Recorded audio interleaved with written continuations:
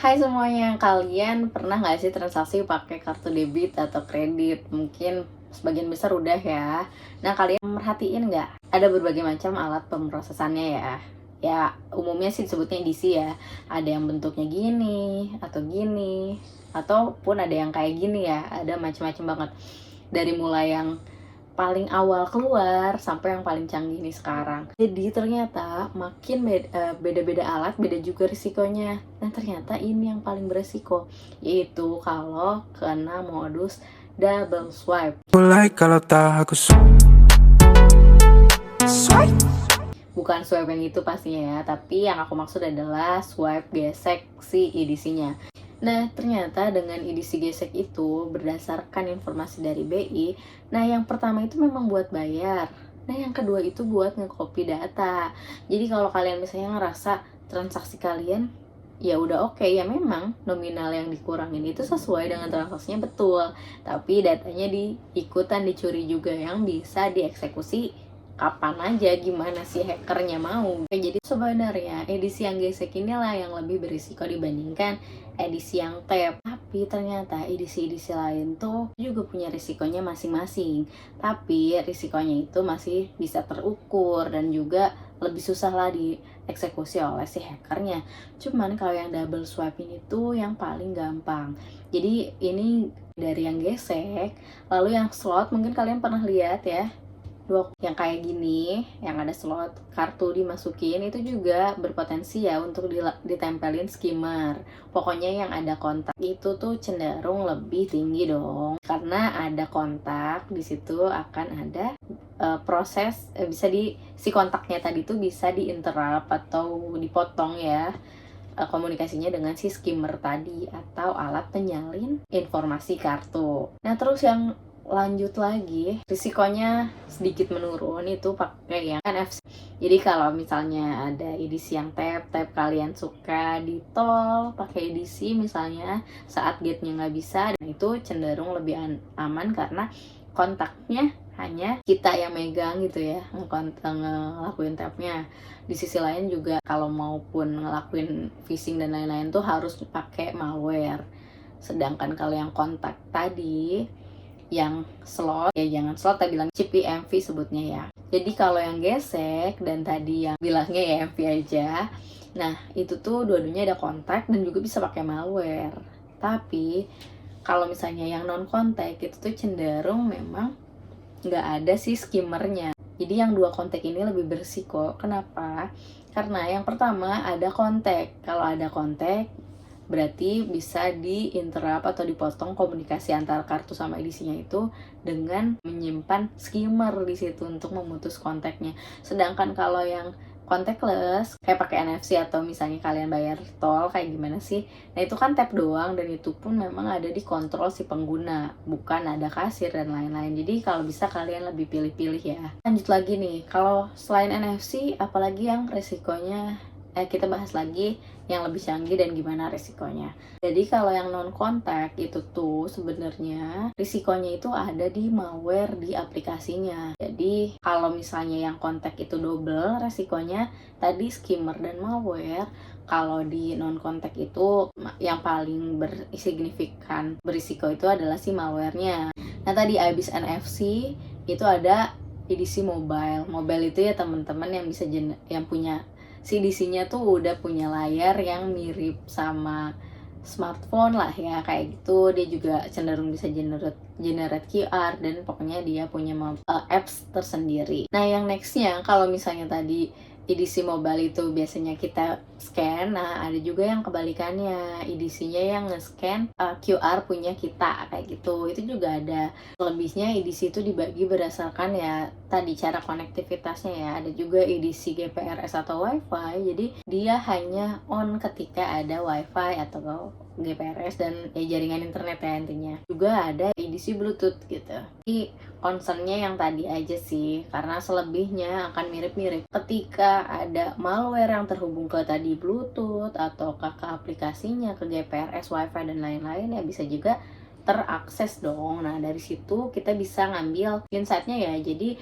Kalau bisa, kalau kita mau transaksi bisa tanpa kartu kan mendingan tanpa kartu ya. Atau kalau terpaksa yang kartu, mungkin nggak si kartunya, si edisinya yang non kontak gitu, misalnya pakai NFC aja. Kalau nggak memungkinkan lagi, nah sebaiknya kita ya udah mau nggak mau kan kartu kita harus kita kasihin ke kasir tuh. Ada dua kemungkinan kalau kontak, digesek atau dimasukin ke suatu celah ke port aja ya, di portnya atau digesek. Nah sebenarnya kalau di port ini juga kan berpotensi ada skimmer. Jadi terlepas berapa kali dimasukin ke port ya, kalau udah masuk ke skimmer ya kedetek. Biasanya tuh memang yang pertama itu memang buat transaksi, yang kedua lah yang disebut skimming gitu. Jadi ketika transaksi kalau bisa kita perhatiin juga EDC dan si kasirnya. Kalau misalnya nih nggak memungkinkan untuk pakai non kontak EDC, coba kita perhatiin juga kontak EDC-nya. Yang kontaknya apakah dia yang punya port, jadi kartu kita dimasukin ke port itu, atau yang gesek. Nah sebenarnya dua-duanya berpotensi ada skimming ya.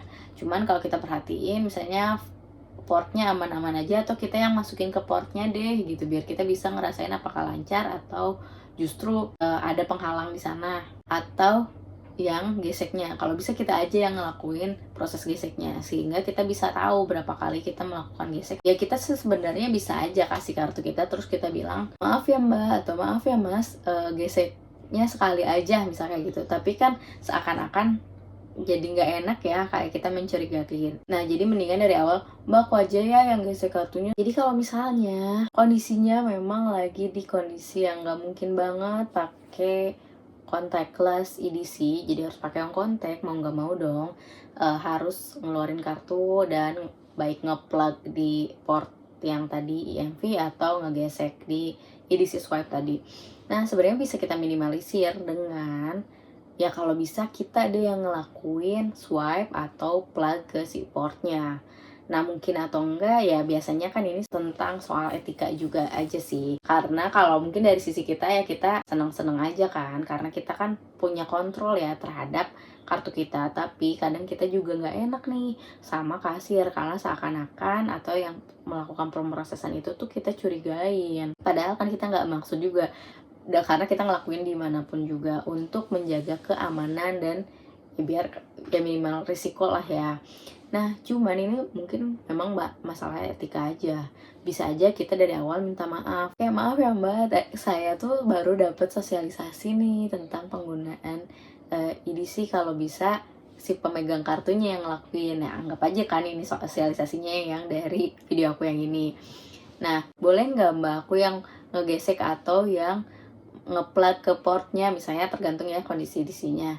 Aku juga jadi penasaran kayak gitu. Nah jadi gitu aja, jadi kan sebenarnya emang seakan-akan kita yang pengen mau nyobain gitu experience-nya, bukan mau mendiskreditkan si para pemrosesnya ya, maksudnya baik kasir ataupun ya waiter lah ya, banyak kan sebenarnya yang akan terlibat dengan penggunaan edisi ini ke si pelanggan. Atau mungkin kalian punya saran lain nih, boleh di-put ya di kolom komentar biar ngomongnya tuh nggak jelek gitu ya buat ke para petugas di lapangan gitu yang menggunakan edisi ini. Padahal maksud kita sama-sama baik gitu.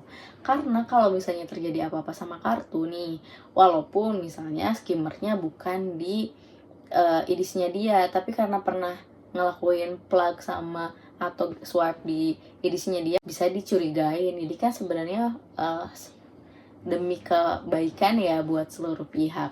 Nah kalau kalian punya saran kata-kata yang lebih bagus, boleh dong di-put. Aku juga sebenarnya baru kepikiran yang tadi aja sih, jadi kita bisa sharing bareng dan ngedukasi yang lainnya. Kayak gitu dulu aja dari aku, semoga bermanfaat. Ya kedepannya sih aku mungkin akan berikan itu masalah etika, takutnya nggak enak gitu kalau kita langsung kalau misalnya kasarnya nih kayak gini, saya aja ya ngegesek atau misalnya ngeplug kartunya gitu ya, itu kan seakan-akan kayak ya kan kita punya adat ketimuran ya. Nah sebenarnya aku jadi agak kepikiran beberapa cara sih buat ngomongnya, tapi kalau kalian punya cara atau kata-kata yang lebih oke, boleh ya put di kolom komentar. Nah aku tuh mikirnya kayak gini, mbak kemarin tuh aku baru dapet sosialisasi, nah nggak apa aja lah video ini ya sosialisasinya. Nah aku jadi pengen ngegesek sendiri boleh nggak ya Mbak, tolong settingin ininya aja, bayarannya berapa. Nah itu kan dikontrol kita, jadinya kita nge-swipe sekali aja. Kalaupun gagal ya nggak apa-apa gitu, tapi kan kita yang nge-swipe, daripada kalaupun gagal transaksinya kan kita tinggal cek m-banking ya, kayak gitu.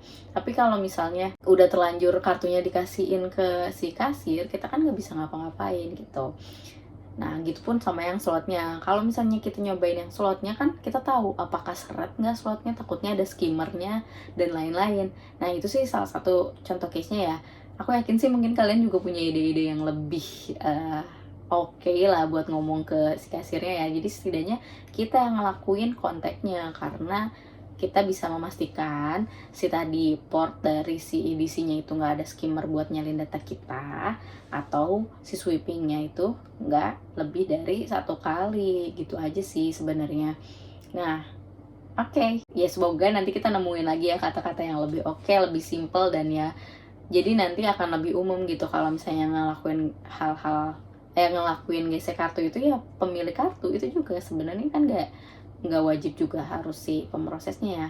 Jadinya nanti si petugas-petugas di lapangannya juga sebenarnya lebih nyaman, karena ya udah semuanya berjalan lebih transparan lagi gitu. Semoga lebih banyak yang teredukasi ya dengan ini, dan aku juga sebenarnya jadi tertarik sih buat nyoba ke depannya. Akan kalau misalnya perlu banget pakai kartu, ya udah swipe sama plugnya sama kita sendiri. Oke, gitu dulu aja. Semoga nanti kedepannya aku bisa nambah-nambah konten yang lebih relate gitu dan bermanfaat. Kalian juga kalau punya saran boleh put di kolom komentar, please banget, karena semakin bermanfaat ya semakin banyak juga yang teredukasi, ya kan kita juga bisa menolong banyak orang ya. Oke, gitu dulu. Jangan lupa share di circle kalian, cek-cek video aku lagi yang lainnya, siapa tahu ada yang oke buat kalian. Oke, sampai jumpa di video yang selanjutnya.